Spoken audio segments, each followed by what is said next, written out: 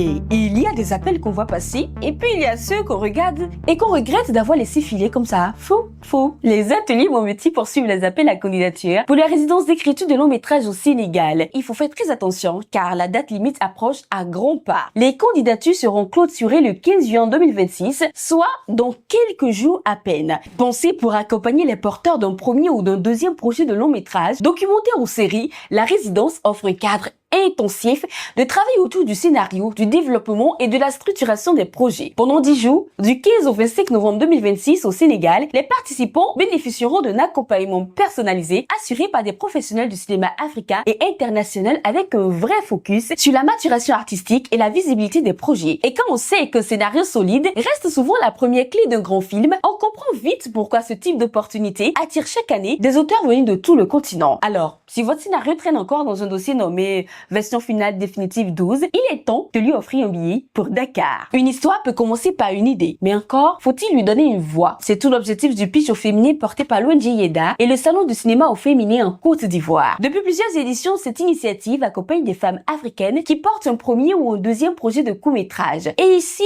on est très loin d'un simple concours. Le pitch au féminin, c'est un espace de formation, de mentorat, de réseautage et de professionnalisation qui a déjà permis à plusieurs réalisatrices africaines de développer leur projet et d'intégrer des réseaux professionnels du continent. Le Bénin connaît très bien cette aventure, car lors des éditions précédentes, Nelly Bionzé et Udvan Sweke étaient parmi les participantes sélectionnées. Preuve que cette opportunité est tout aussi accessible aux talents béninois. Cette année, l'appel est ouvert aux femmes africaines résidant sur le continent, porteuses d'un projet de court-métrage, de fiction ou de documentaire. Parmi les conditions, c'est important que vous soyez à votre premier ou deuxième projet de film, que vous déteniez les droits du projet et que vous ne soyez pas associé à un producteur. Il faut résider également dans un pays africain. Les candidatures sont ouvertes jusqu'au 14 juillet 2026 parce qu'au cinéma, certaines carrières commencent parfois par quelques minutes de pitch devant le jury. Hâtez-vous.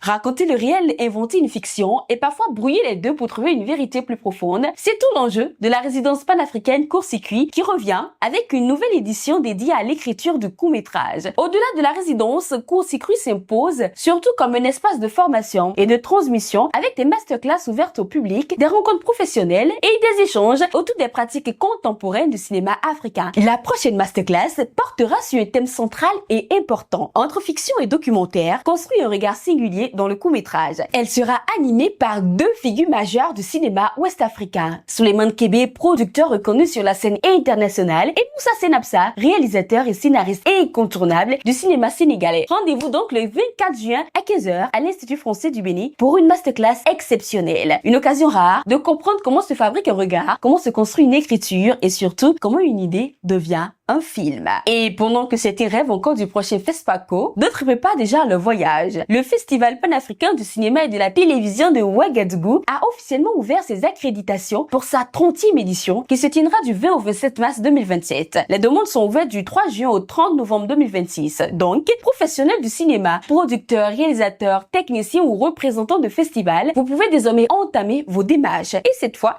l'invitation est aussi adressée aux professionnels béninois parce que le FESPACO reste le plus grand rendez-vous du cinéma africain, l'endroit où l'on découvre des films, où l'on crée des collaborations, où naissent parfois des projets qui voyageront ensuite à travers tout le continent. Alors une question se pose, et si le Bénin y allait en force? Plus nombreux dans les salles, plus nombreux dans les rencontres professionnelles, plus nombreux au MICA, le marché international du cinéma et de l'audiovisuel africain. Car plus notre présence est visible, plus notre cinéma existe dans les grands espaces de décision et de création du continent. Alors, si vous êtes éligible, n'attendez pas le dernier moment, préparez vos dossiers, demandez vos accréditations et rendez-vous à Ouagadougou parce que les films béninois ont besoin d'être vus. Les professionnels béninois ont aussi besoin d'être présents là où le cinéma africain se construit et se voit en grand. J'espère qu'on s'y retrouvera ensemble. Et c'était donc Diane Capo d'Enclave. On se retrouve la semaine prochaine pour de nouvelles actualités.